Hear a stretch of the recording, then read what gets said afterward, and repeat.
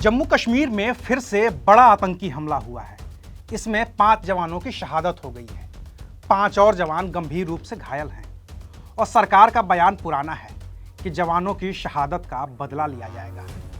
लेकिन इससे भी बड़ा सवाल ये है कि कश्मीर घाटी की तुलना में जो जम्मू हमेशा शांत रहा करता था, वहाँ वैसा क्या हुआ है कि हर छोटी बड़ी आतंकी वारदात वहीं हो रही है।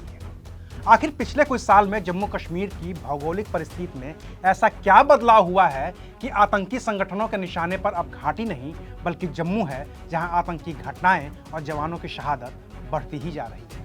आज बात करेंगे विस्तार से। नमस्कार, मैं हूं अविनाश और आप देख रहे हैं अनकट। 8 जुलाई को जो आतंकी हमला हुआ है वो हुआ है कठुआ में, और कठुआ पड़ता है जम्मू रीजन में। पिछले 1 महीने में ये 7वां आतंकी हमला है जो जम्मू रीजन में हुआ है। पिछले 2 महीने में कुल 11 हमले हुए हैं। साल 2023 में इस जम्मू रीजन में कुल 43 आतंकी हमले हुए हैं। ऐसे में जरूरी है जम्मू रीजन को समझना, ताकि ये समझ में आ जाए कि हुआ क्या है। तो जम्मू कश्मीर के जम्मू रीजन में हैं कुल 10 जिले। इनमें शामिल हैं कठुआ, जम्मू, सांबा, उधमपुर, रियासी, राजौरी, पुंछ, डोडा, रामबन और किश्तवाड़। इनमें आतंकियों के लिए सबसे आसान निशाना बनता है कठुआ, उधमपुर, रियासी, राजौरी, पुंछ और डोडा। और इसकी वजह है इन जिलों की बनावट, इन जिलों की बसावट। दरअसल पाकिस्तान अधिकृत कश्मीर का एक हिस्सा पीर पंजाल से जुड़ा हुआ है। 4000 वर्ग किलोमीटर से भी ज्यादा क्षेत्रफल में फैले पीओके से जम्मू के इन इलाकों में घुसपैठ आसान हो जाती है, क्योंकि पीर पंजाल के जो भी पहाड़ी इलाके हैं, चाहे वो पुंछ हो, राजौरी हो या रियासी हो या फिर कठुआ, ये इलाके घने जंगलों से ढके हुए हैं। यहाँ पहुँचना बेहद मुश्किल काम है। राजौरी के डेरा की गली से बफलियाज के बीच 12 किलोमीटर में जंगल इतना घना है कि उसमें सेना की गाड़ियाँ जा ही नहीं सकती। इसके अलावा पहाड़ों में बनी प्राकृतिक गुफाएं ऐसी हैं कि वहाँ रोशनी भी नहीं पहुँचती और इनमें आतंकी आसानी से छिप सकते हैं। रही सही कसर पूरी हो जाती है स्थानीय लोगों की बदौलत, जो चंद पैसे की खातिर इन आतंकियों के मुखबिर बन जाते हैं और उन्हें भारतीय सेना की हर गतिविधि की खबर करते रहते हैं।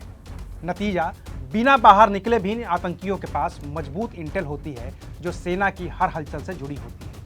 और जब कभी सेना इन जंगलों में दाखिल भी होना चाहती है तो आतंकी खुद ऊपर चले जाते हैं और नीचे से आ रही सेना पर हमला कर देते हैं, जिससे भारतीय सेना को भारी नुकसान उठाना पड़ता है। बाकी के काम तो पाकिस्तान के आतंकी संगठन कर देते हैं।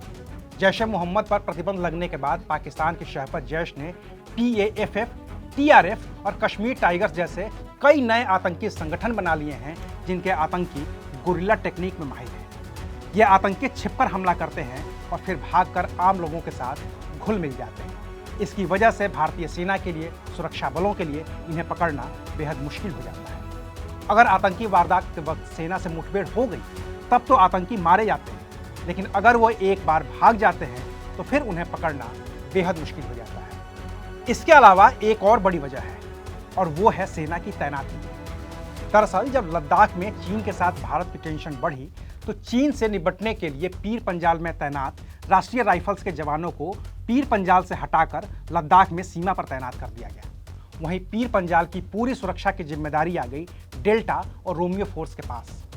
अब कश्मीर पर तो पूरी दुनिया की नज़र है, घाटी पर पूरी दुनिया देख रही है, तो वहाँ पर आतंकी घुसपैठ नहीं ही कर सकते। लिहाजा पीर पंजाल में थोड़ी कमजोरी हुई तो आतंकियों ने इसका फायदा उठाया और घुसपैठ करने में कामयाब रहे।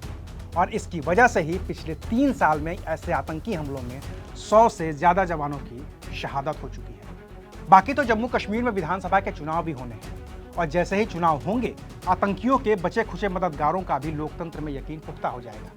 लिहाजा ये आतंकी कभी नहीं चाहते कि विधानसभा के चुनाव हों, और वो कभी घाटी तो कभी जम्मू में लगातार आतंकी वारदात करते ही जा रहे हैं। लिहाजा अब वक्त है अपने इतिहास को दोहराने का। 21 साल पुराना इतिहास, जब सेना ने अप्रैल-मई 2003 में ऑपरेशन सर्प विनाश चलाया था, जिसे पीर पंजाल के ही हिलकाका, पुंछ, सूरनकोट में अंजाम दिया गया था, और तब वहाँ के सारे आतंकी एक साथ मार दिए गए थे। बाकी इन आतंकियों को जो स्थानीय लोग मदद कर रहे हैं, उनके लिए भी भारतीय सेना का प्लान तैयार है।